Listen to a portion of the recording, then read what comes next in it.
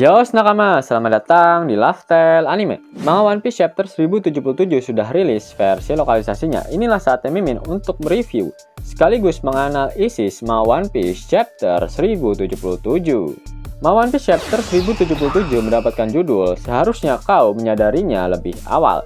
Judul pada chapter kali ini merujuk pada kelakuan Buaka dari Babang Zoro. Manga One Piece kembali melanjutkan cover story mengenai keluarga Germa Double Six yang saat ini sudah mencapai volume ke-32. Flashback dari organisasi Mets sudah berakhir, dibarengi dengan selesainya baku hantam antara Judge dan Caesar. Mereka sadar jika selama ini Dr. Vegapunk lah yang menjadi penghalang mereka. Yang sebenarnya, apakah Caesar dan Judge akan beraliansi? Ini akan sangat menarik kok. Pasalnya Judge ahli dalam bidang perkeloningan, sedangkan Caesar ahli dalam bidang buah iblis buatan. Jika mereka benar-benar beraliansi, maka Judge dan Caesar dapat menciptakan pasukan cloning yang memiliki kekuatan buah iblis Zoan buatan. Manga One Piece chapter 1077 diawali dengan memperlihatkan kondisi di pabrik yang merupakan tempat evakuasi dari para pekerja yang berada di area Pavilion Face. Sentomaru meminta kepada seluruh pekerja untuk segera pergi meninggalkan Pulau Egghead. Para pekerja menanyakan apa yang sebenarnya sedang terjadi di Pulau Egghead. Mereka juga menanyakan mengapa pasukan pasifista Mark III disebarkan ke seluruh penjuru dari Pulau Egghead. Sentomaru diperlihatkan masih tak berdaya. Dia bersandar di dinding pabrik. Kemudian Sentomaru menceritakan jika pada suatu waktu terdapat sebuah pulau yang bernama Ohara. Dan dalam satu hari pulau itu berhasil dihilangkan dari peta dunia ini. Hal itu bisa terjadi karena mereka menentang pemerintah dunia. Selanjutnya narator memberikan sebuah recap mengenai Ohara untuk mengingatkan kembali para offler, terutama yang suka skip-skip saat membaca. Ohara merupakan pulau yang memiliki perpustakaan buku-buku sejarah yang terbesar di dunia. Para sarjana dan warga di Pulau Ohara memutuskan untuk mengulik tentang batu poneglyph yang dilarang oleh pemerintah dunia. Semua orang yang berada di Pulau Ohara kehilangan nyawanya setelah terkena serangan dari angkatan laut, dan satu-satunya yang berhasil selamat adalah sesosok gadis kecil bernama Nico Robin. Sentomaru kembali melanjutkan wejangannya. Saat ini pemerintah dunia sedang mengincar nyawa dari Pak Tua Vegapunk, sang manusia terpintar di dunia. Itu artinya pemerintah dunia telah menimbang semua kemungkinan konsekuensi yang akan mereka dapatkan. Dan akhirnya mereka sudah memutuskan untuk menghapus keberadaan Dr. Vegapunk dari dunia ini. Jika benar begitu, maka akan terjadi sebuah kejadian yang jauh lebih buruk jika dibandingkan dengan kejadian di Pulau Ohara. Dan hal tersebut dapat terjadi kapanpun di Pulau Egghead. Sentomaru kemudian melihat ke arah Lab Face. Dalam hatinya dia meminta Luffy untuk segera pergi menyelamatkan Dr. Vegapunk. Namun Sentomaru sadar jika sedang terjadi hal yang tidak beres di atas sana. Shin kemudian berpindah ke Lab Face, tepatnya di ruang kontrol laboratorium yang berada di Menara A lantai 4. Pertarungan antara Luffy, Zoro, Lucci, dan Kaku melawan S-Hawk dan S-Bear masih terus berlanjut. Luffy merasa heran dengan para Seraphim yang masih terus bisa bertahan dari serangan-serangan yang telah mereka lancarkan. Gong Organ, Hand Pistol, Yellow Lotus. Luffy yang masih dalam mode gear keempatnya dan Rob Lucci yang masih berada dalam mode hybridnya kembali menyerang S-Bear. Tempest Kick, Slaughter, Itoryu, Yai, Sisi, Son.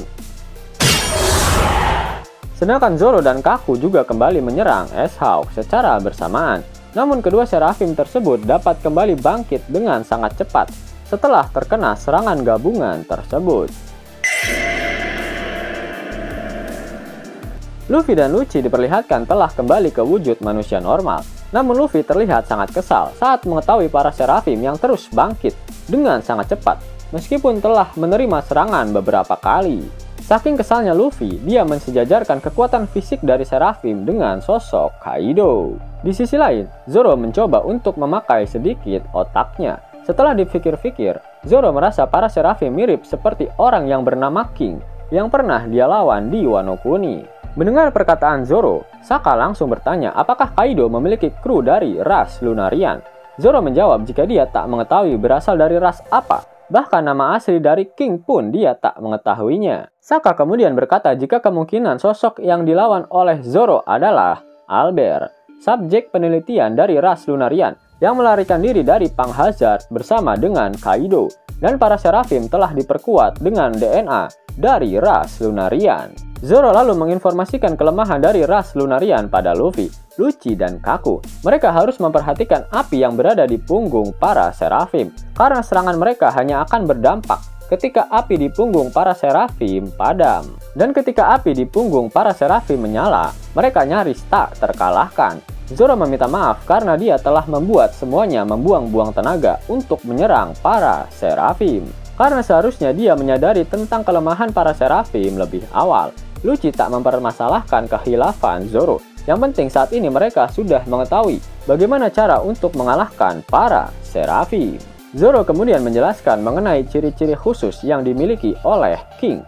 Dia memiliki rambut putih, kulit gelap, sayap hitam, dan api di bagian punggungnya. Mendengar perkataan Zoro, Lucci, Luffy, dan Kaku langsung marah. Dan mereka secara bersamaan berkata, "Seharusnya kau bisa menyadarinya lebih cepat, Baka." Di sisi lain, Luffy melihat Sokka yang berencana untuk pergi meninggalkan ruang kontrol dan menanyakan kemana si Helm akan pergi. Sokka menjawab jika dia sepertinya mengetahui di mana tempat dari Dr. Vegapunk asli saat ini berada. S-Hawk berencana menyerang menggunakan pedangnya, namun Zoro langsung bergegas untuk menahan ayunan pedang dari S-Hawk.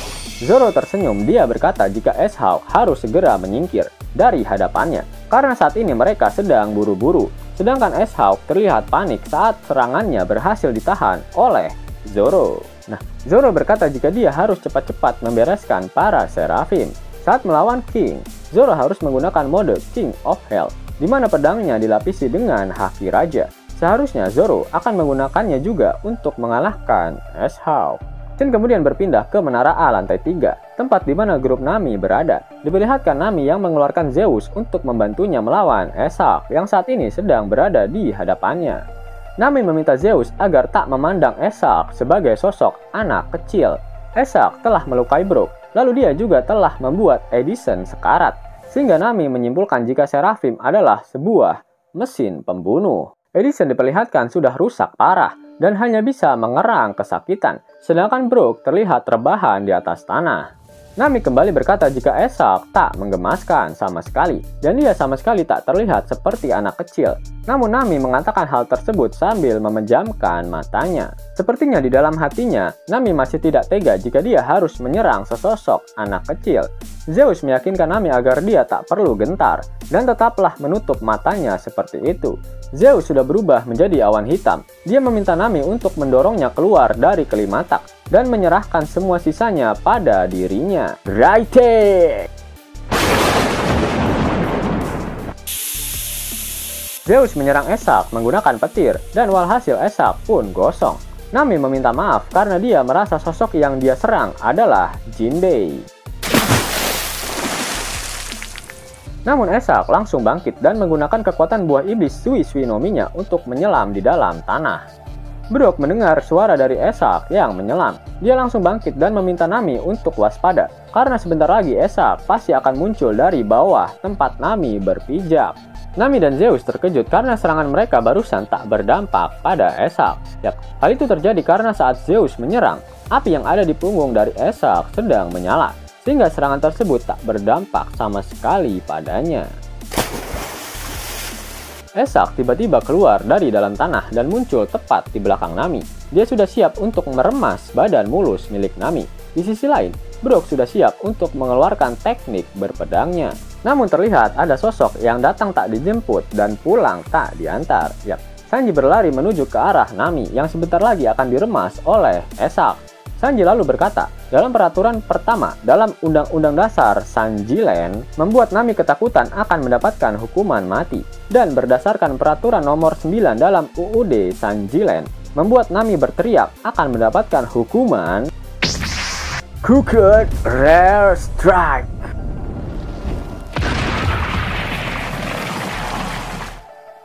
Sanji berhasil menendang Esak menggunakan kedua kakinya hingga dia terpental. Namun sayangnya ketika Sanji menendang Esak, api di punggungnya sedang menyala.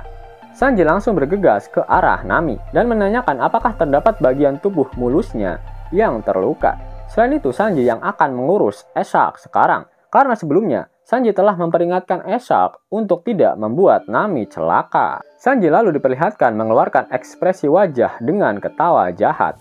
Selain itu, jika kalian perhatikan dengan lebih seksama, alis Sanji berubah arah menjadi seperti saudara germanya yang lain. Itu artinya saat ini Sanji sedang masuk ke dalam mode germa, di mana kekuatan ilmu pengetahuan yang ada di dalam dirinya sedang bangkit. Sanji berkata dia tak peduli jika Esak saat ini berwujud sebagai sosok anak kecil nakal ataupun Jinbe, karena Sanji tetap akan memberikan hukuman mati padanya karena sudah mengganggu Nami. Mampukah Sanji mode germa mengalahkan Seraphim? Mengingat Sanji belum mengetahui kelemahan dari para Seraphim yang hanya bisa terkena dampak serangan ketika api di punggungnya padam. Scene kemudian berpindah ke Menara C lantai 3, tempat dari grupnya Usopp berada. Lilith kesal pada Snake yang telah mengubah York menjadi batu. Lilith lalu bersiap menembakkan bubble gun ke arah Snake yang juga bersiap untuk menyerang Lilith dengan cara berlari ke arahnya. Usopp sempat panik karena tembakan bubble gun dari Lilith tak berefek sama sekali. Namun selang beberapa saat, tiba-tiba Snake tersungkur di atas tanah ketika mendekati gelembung yang ditembakkan oleh Lilith. Snake pun terkejut dan Lilith pun menjelaskan jika gelembung tersebut dibuat dengan menggunakan energi dari lautan, sehingga efeknya akan mirip seperti batu laut. Jadi ketika pengguna buah iblis atau para Seraphim yang memiliki green blood di dalam tubuhnya akan melemah ketika bersinggungan dengan gelembung tersebut. Usopp terlihat girang ketika mengetahui Lilith dapat melumpuhkan Snake. Di sisi lain, Franky berniat untuk membekukan Snake ketika dia sedang melemah. Namun ketika Franky mendekat, dia malah terkena tendangan dari Snake yang tak mau dipegang-pegang oleh Franky. Franky kaget karena efek gelembungnya ternyata sudah menghilang. Lilith berkata hal itu terjadi karena gelembungnya hanya berada dekat dengan Snake, sehingga dia tidak sepenuhnya melemah. Snake lalu memasang wajah kesal tapi terlihat sangat imut. Dia menembakkan laser beam ke arah grupnya Usopp. Namun dari belakang, Franky membawa gelembung tersebut dan akhirnya dia berhasil meletakkannya di atas tubuh Snake hingga dia tergeletak tak berdaya di atas tanah. Usopp sangat senang ketika Franky benar-benar dapat melumpuhkan Snake. Lilith pun girang karena bubble gun-nya benar-benar bermanfaat. Namun Snake merintih kesakitan dan mengeluarkan air mata. Melihat hal itu, Franky tak bisa menahan perasaannya. Dia meminta maaf dan tanpa sadar telah melepas gelembung tersebut dari badan milik Snake. Snake tak menyia-nyiakan kesempatan ini dan langsung menendang Franky menggunakan teknik Perfume Farmer. Dan walhasil Franky perlahan berubah menjadi batu. Usopp langsung panik melihat Franky yang berubah menjadi batu dan berpikir jika Franky pasti sebentar lagi akan mati. Lilith kembali menembakkan bubble gun-nya ke arah Snake.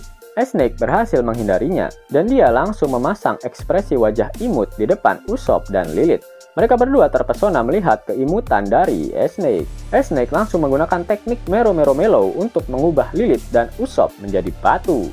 Grup Usopp semuanya telah diubah menjadi batu oleh Snake. Namun pada chapter kali ini tidak diperlihatkan bagaimana nasib dari kepala Pythagoras. Kemudian satu-satunya cara untuk mengembalikan mereka semua menjadi normal hanya bisa dilakukan oleh Snake.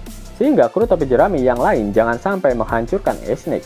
Jika tidak, maka grup Usopp tak akan bisa lepas dari kutukan batu tersebut. Scene kemudian berpindah ke area bawah tanah yang tadinya digunakan sebagai laboratorium penelitian buah iblis yang saat ini sudah tidak terpakai. Sokka berjalan menuruni tangga. Para agen pemerintah menyadari jika ada seseorang yang datang. Dari dalam penjara, mereka bertanya, siapakah yang datang menghampiri mereka? Apakah dia adalah dalang dari semua ini? Dan para agen pemerintah tersebut meminta untuk dibebaskan. Sokka lalu menyadari jika tempat terbengkalai ini sudah dijadikan sebagai penjara. Dia juga kaget saat melihat para agen pemerintah yang selama 2 bulan terakhir ini datang ke Pulau Ekid ternyata disekap di ruangan ini. Sokka langsung berlari ketika mengetahui Stella alias Vegapunk asli juga berada di tempat ini. Dia bertanya-tanya siapakah yang telah melakukan semua hal ini. Dan dia masih bersyukur karena Vegapunk masih hidup. Vegapunk lalu bertanya pada Sokka, dengan siapa dia datang ke ruangan bawah tanah ini? Karena Vegapunk menyadari jika ada sosok lain yang berjalan menuruni tangga. Tiba-tiba diperlihatkan sebuah pistol yang sudah siap ditembakkan. Ternyata sosok misterius itu menembak Shaka dan tepat mengenai kepalanya.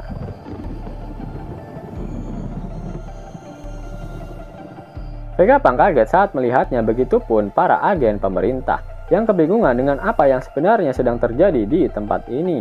Di sisi lain diperlihatkan banyak darah yang keluar dari kepala milik Shaka, dan tak berselang lama terdengar suara orang yang berjalan menuruni tangga. Vegapunk terlihat sangat ketakutan dan terlihat mimik wajahnya mengisyaratkan jika dia tahu siapa yang sedang datang untuk menghampirinya. Makin kesini, makin kesana saja memang. Siapakah sosok di balik permainan kematian yang saat ini sedang terjadi di laboratorium? Jika mengacu dari perkataan Shaka pada One Piece Chapter 1075, dia berkata jika salah satu kloningan Vegapunk lah yang telah melakukan semua ini. Dari semua kloningan Dr. Vegapunk, hanya Atlas yang tidak diperlihatkan pada chapter kali ini. Dan hanya Atlas lah yang belum atau tidak diserang oleh para Seraphim.